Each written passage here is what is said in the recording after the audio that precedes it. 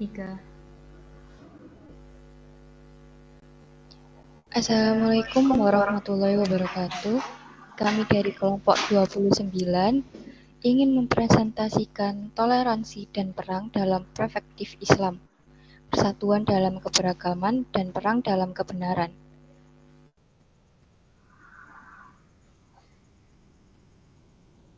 Perkenalkan, nama saya Nanda Yusfia Rahma dari kelas PM 23C dengan NIM digit terakhir 146 dan teman sekelompok saya yaitu Adinda Putri Fatu Zahro dari PM 2023A dengan 3 digit NIM terakhir 082.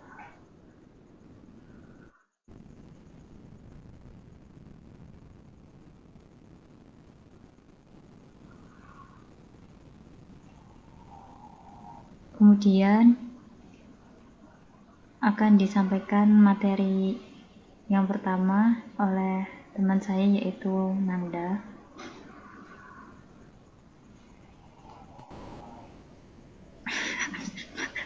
Pengertian perang. Secara bahasa, jihad berasal dari akar kata al-juddu atau al-jaddu sebagai isim masdar dari fi'il mahdi jahada yujahiddu. Ia memiliki arti mencurahkan segala kemampuan untuk bekerja dalam menegakkan kebenaran yang diyakini sumbernya dari Tuhan.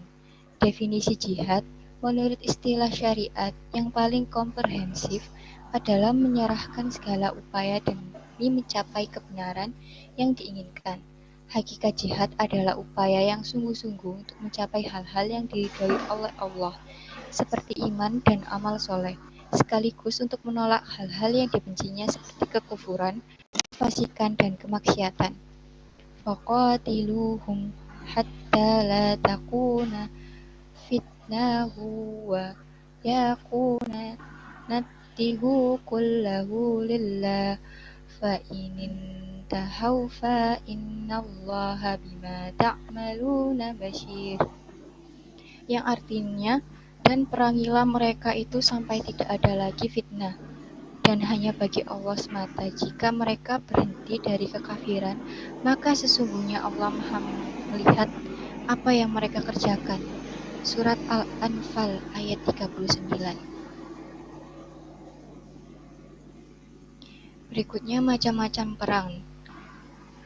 Yang pertama yaitu ada perang jihad melawan nafsu atau diri sendiri, kemudian jihad menghadapi setan, jihad melawan orang kafir dan munafik, yang terakhir jihad memberantas kezaliman, ketidakadilan, dan kemungkaran.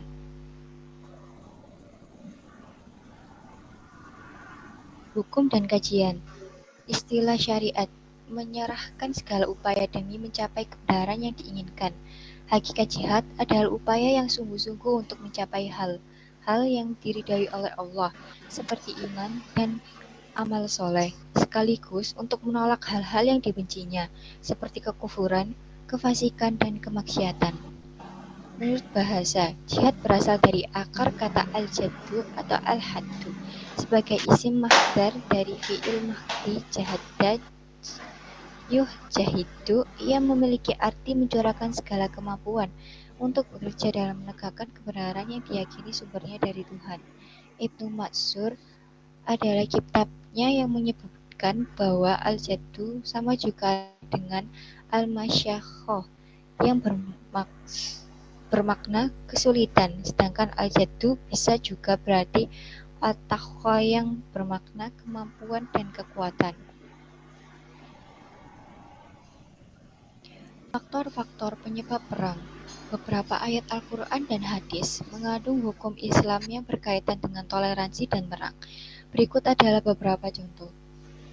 Penghormatan terhadap perjanjian. Islam juga mengajarkan untuk menghormati perjanjian dengan orang-orang non-muslim seperti Yahudi dan Kristen. Menurut surat Al-Maidah ayat 8. Kemudian, penghormatan terhadap agama. Islam juga mengajarkan penghormatan terhadap agama lain dengan syarat mereka tidak menyerang atau menganiaya umat Islam. Dalam Al-Quran, Allah SWT memerintahkan umat Islam untuk tidak menghancurkan agama lain kecuali dalam situasi perang yang sah. Berikut menurut surat Al-Baqarah ayat 190 sampai 193. Yang ketiga, ada penghormatan terhadap perbedaan. Islam juga mengajarkan penghormatan terhadap perbedaan antara umat beragama dan budaya dalam Al-Quran. Allah SWT memerintahkan umat Islam untuk menghormati perbedaan dan untuk tidak mengganggu kebebasan beragama orang lain. Itu menurut surat Al-Hujurat ayat 10.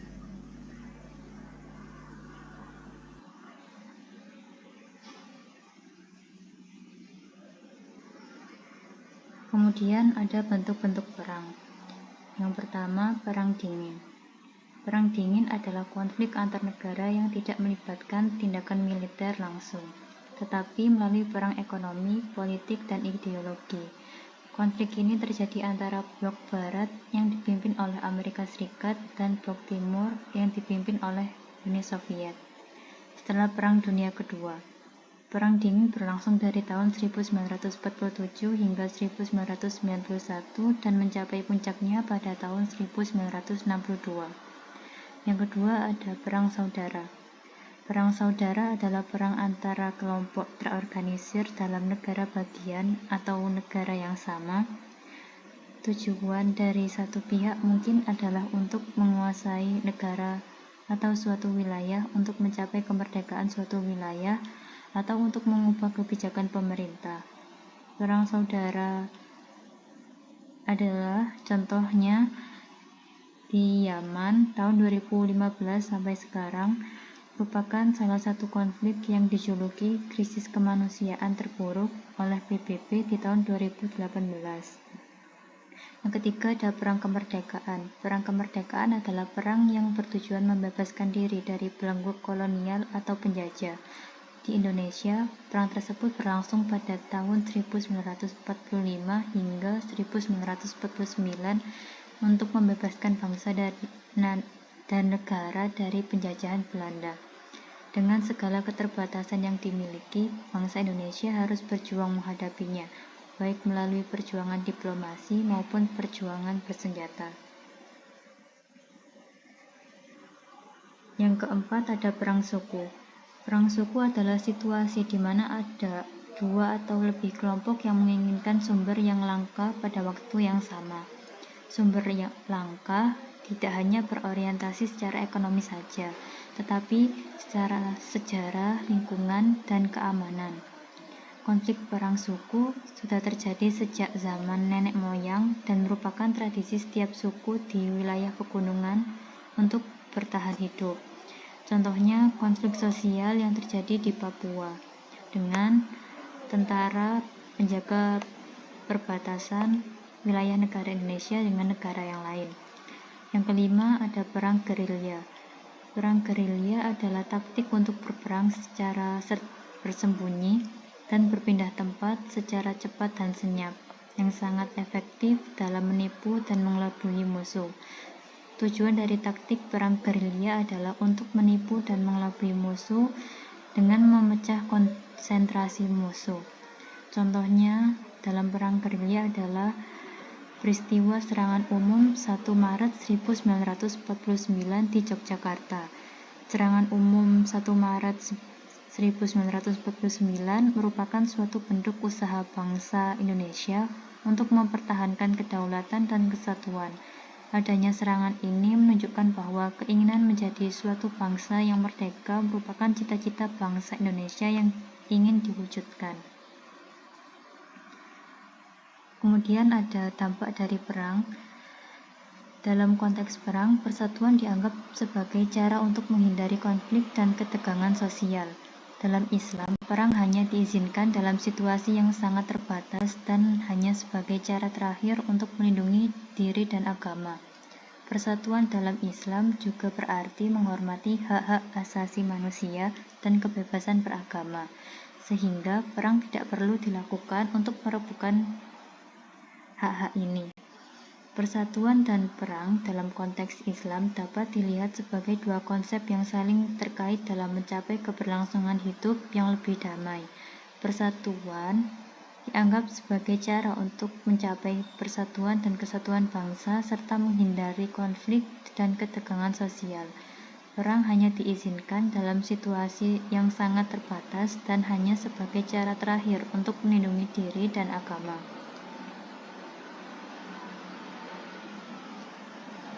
Kemudian, solusi untuk mengurangi peperangan. Solusi untuk mengurangi peperangan dalam Islam dapat dilihat dari beberapa aspek. Yang pertama, Islam mengajarkan bahwa peperangan hanya diizinkan sebagai cara terakhir untuk melindungi diri dan agama, serta untuk menegakkan kebenaran dan menghilangkan penganiayaan. Kedua, Islam juga mengajarkan bahwa peperangan harus dilakukan dengan cara yang adil dan tidak berlebihan, serta dengan menghormati hak-hak asasi manusia dan kebebasan beragama. Islam mengajarkan bahwa peperangan tidak hanya berarti menghadapi musuh, tetapi juga menghadapi kebencian dan diskriminasi.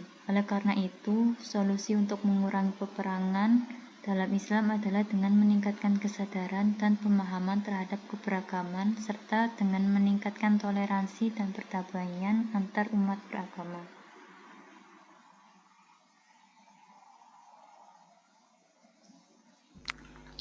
Kesimpulannya, toleransi dan perang dalam Islam memiliki implikasi yang kompleks dan dapat berbeda tergantung pada konteks dan situasi. Toleransi yang diterapkan dengan baik dapat integrasi dan solidaritas serta mendorong perubahan sosial yang positif. Namun, intoleransi dapat menyebabkan perpecahan bangsa, dapat menimbulkan perasaan takut dan mengganggu solidaritas. Dalam Islam, toleransi diharapkan sebagai bagian dari nilai-nilai agama yang mengayomi seluruh alam. Islam tidak mengajarkan permusuhan dan kebencian, melainkan mengajarkan dialog dan toleransi dalam bentuk saling menghormati. Islam juga menjamin bahwa tidak ada paksaan dalam agama dan paksaan kehendak kepada orang lain untuk mengikuti agama kita adalah sikap yang tidak ada dasar dan contohnya di dalam sejarah Islam awal. Perang dalam Islam seperti yang dikemukakan dalam makalah Toleransi dan Perang dalam Perspektif Islam dapat dilakukan hanya sebagai pembelaan sehingga Islam tidak mengalami kekalahan. Peperangan itu bukan karena memaksakan keyakinan kepada mereka, melainkan sebagai upaya untuk melindungi umat Islam dan nilai-nilai agama. Islam tidak pernah mengajarkan permusuhan dan kebencian, melainkan mengajarkan kasih sayang, cinta, persaudaraan, dan kedamaian. Islam juga menetapkan bahwa agama dan syariat yang penuh dengan kasih sayang, cinta, persaudaraan, dan kedamaian.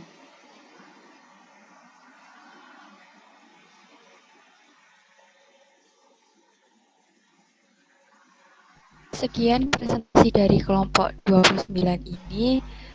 Terima kasih sudah menyimak. Wassalamualaikum warahmatullahi wabarakatuh.